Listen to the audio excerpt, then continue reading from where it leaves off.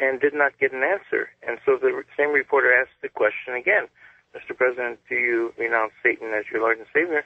And would not answer. And I'd like to know if there's any validity to that report. I've not heard that story. Nor have I. Okay. And it could be an internet rumor, but we'll check into it. Right. I know that reporters have asked the president about Skull and Bones. And all the time. Yeah, and his response is always... he laughs and doesn't it?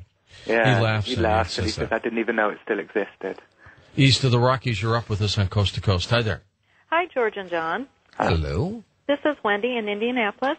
And last week, the media reported that Bush cut his California vacation short by 2 days to go to the hurricane site. And I wanted to ask John, do you suppose that Bush had been vacationing at Bohemian Grove?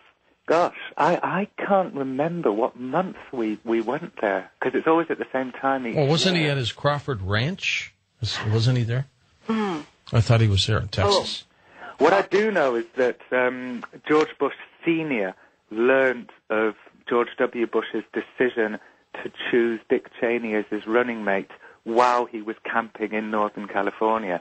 So I've always assumed that George Bush Sr. was at Bohemian Grove when me and Alex were there because the timeline fits. Uh-huh. And, John, what would it take to expose the Grove to the mainstream media?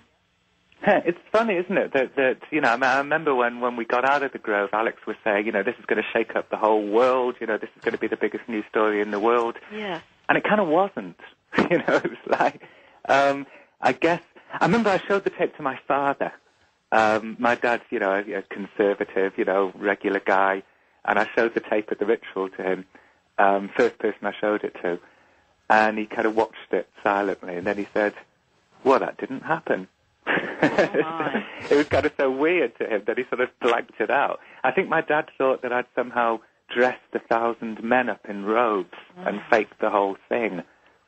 It was your own little movie, right? Yeah. Well, in fact, my budget doesn't even stretch to, flying premium economy. I could never afford, to fake an entire, ritual.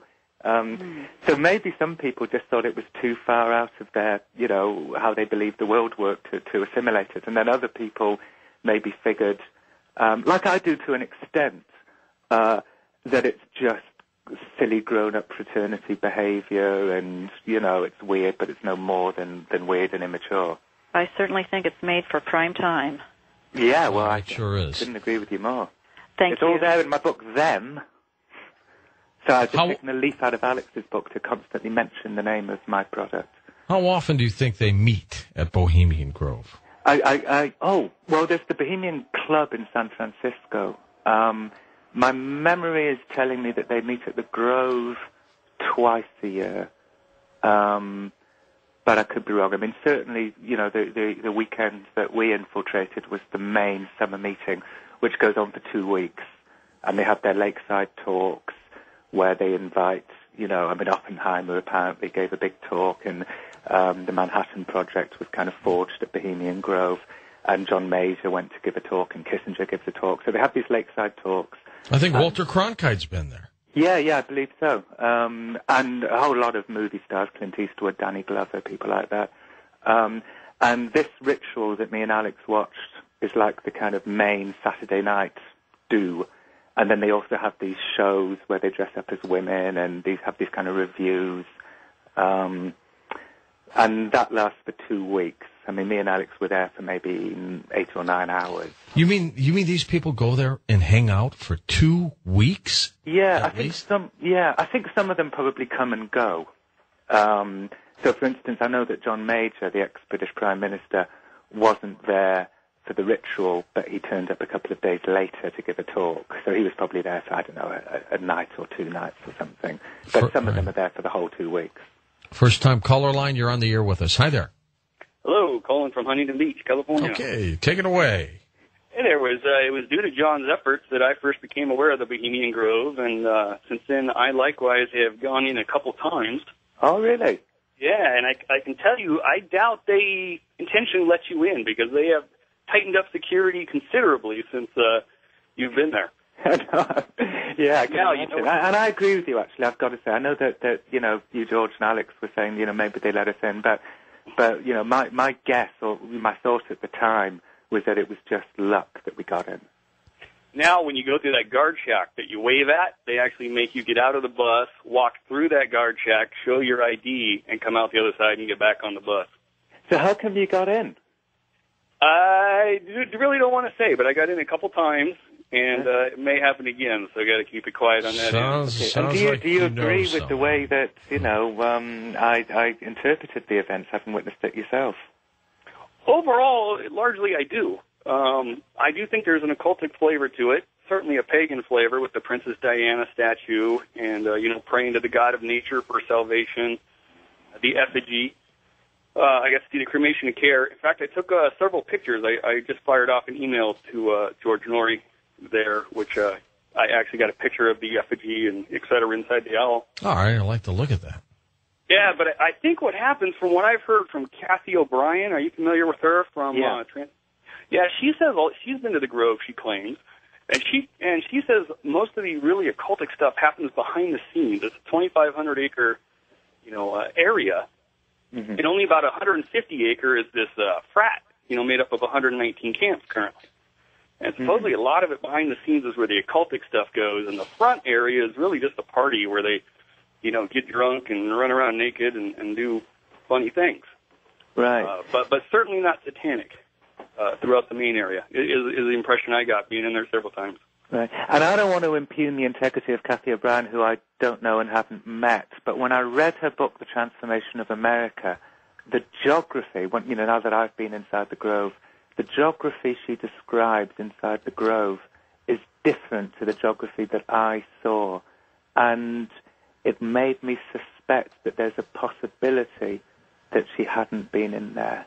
But without having the book in front of me, I can't tell you exactly what it is that no, and I agree with you on that part. It's hard to tell whether she's legit or not. I'm not for sure, but it kind of makes sense. If there is something that goes on there, it is behind the scenes. It's not that all 3,000 members are active Satanists.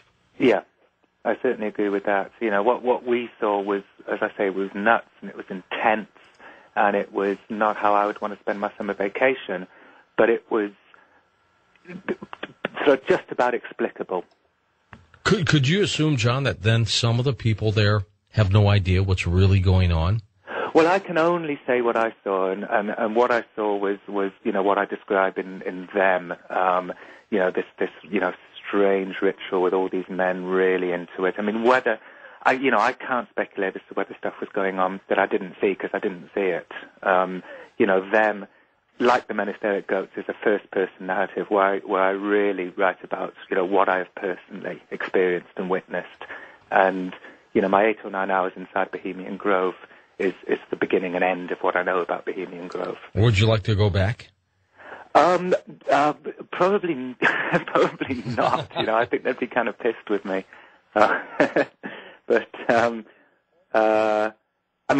It was an amazing, memorable, experience that I'll take with me to my deathbed. But I sort of figured once is enough. I'm glad I got out without being thrown into jail. Well, and with your head. Yeah, and not in the fiery belly of the giant owl. I mean, they could have taken a shot at you. Yeah, I mean, it's terrible, and I'm not a fearless person. Alex is a fearless person. I'm not. The only reason why I went into Bohemian Grove was because, that's where the story took me. And once the story takes you somewhere, you just have to do it as much as you personally don't want to. But, I was basically terrified trying to get into the Grove. Once I was in there, I felt quite safe because I was with this guy, Rick, a lawyer, who looked like a kind of preppy guy in his 50s. And he fits right in there. Yeah, exactly. And I was with Rick, so I kind of knew instinctively that I was safe once I was in there because I was with Rick. But I don't really enjoy those dangerous adventures, I've got to tell you. What does your gut tell you about why they go there and what's going on? Well, as I sort of said earlier when Alex was on, a couple of people in Skull and Bones said to me that the whole reason for this kind of milieu, this spooky milieu, is to kind of give themselves a mandate to rule the world. It's as if, if they surround themselves in this iconography, it's like, okay, we are special, we are important, we rule the world. And part of me thinks that